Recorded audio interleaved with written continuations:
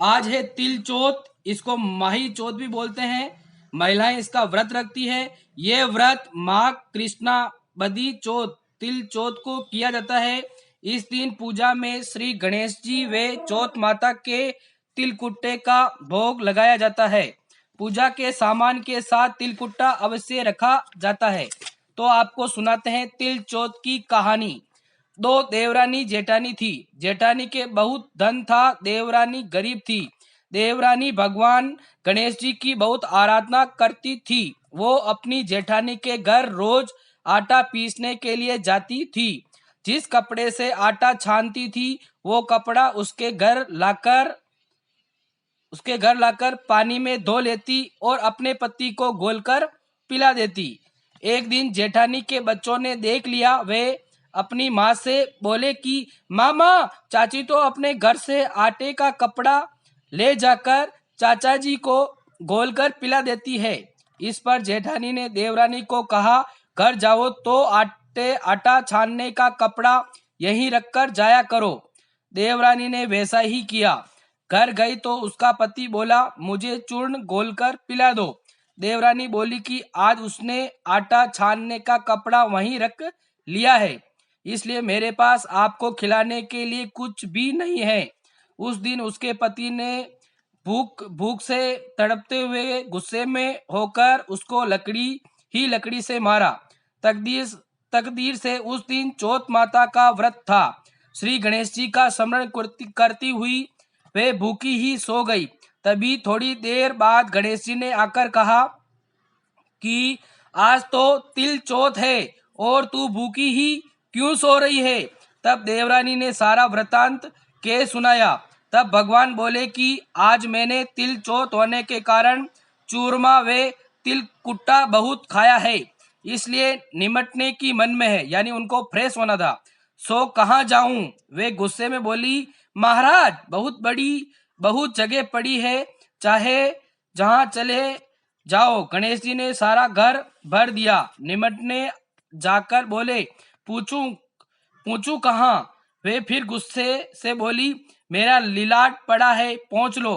गणेश जी पहुंचकर चले गए। थोड़ी देर बाद उसने उठकर देखा तो सारा घर हीरे मोती से जगमगा रहा था। सारा सिर भी सोने की आभा से चमक रहा था। धन को बटोरने में देर हो गई, इसीलिए जेठानी के नहीं जा सकी। जेठानी ने अपने बच्चों को चाची के घर देखने के लिए भेजा कि चाची क्यों नहीं आई है। बच्चों ने आकर देखा तो वहां हीरे मोती का ढेर लगा था। तब बच्चों ने आकर अपनी माता से कहा कि माँ माँ, चाची के तो बहुत धन हो गया है।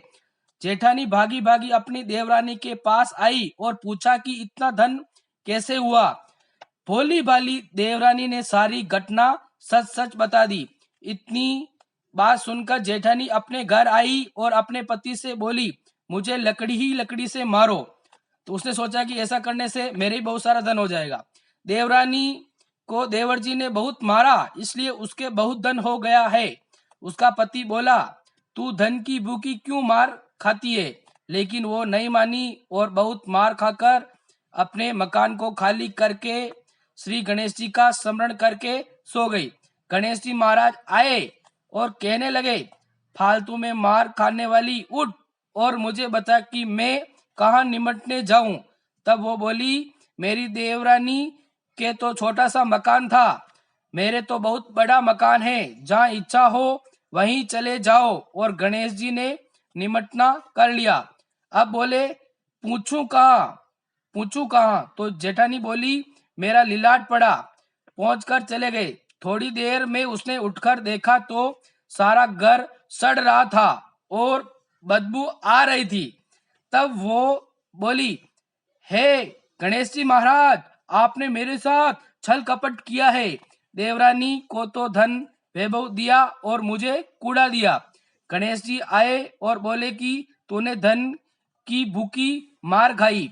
जेठानी बोली और क्षमा याचना करने लगी, हे महाराज, मुझे तो धन नहीं चाहिए, आप अपना समेटो। गणेश जी बोले, तेरे धन का आधा देवरानी को दे। तब अपनी माया समेटूंगा। जेठानी ने आधा धन देवरानी को दे दिया, लेकिन एक सुई नहीं दी। तब भगवान ने एक सुई भी देवरानी को दिलवाई। तब भगवान ने अपनी माया समेटी। रिद्धि सिद्धि के दाता है गणेश जी महाराज। जैसा आपने जेठानी के साथ किया वैसा किसी के साथ नहीं करना। जैसा देवरानी के भंडार भरा वैसा सभी के भरना। कहने सुनने हुंकारा भरने वालों की मनोकामना पूर्ण करना। बोलो गणेश जी महाराज की।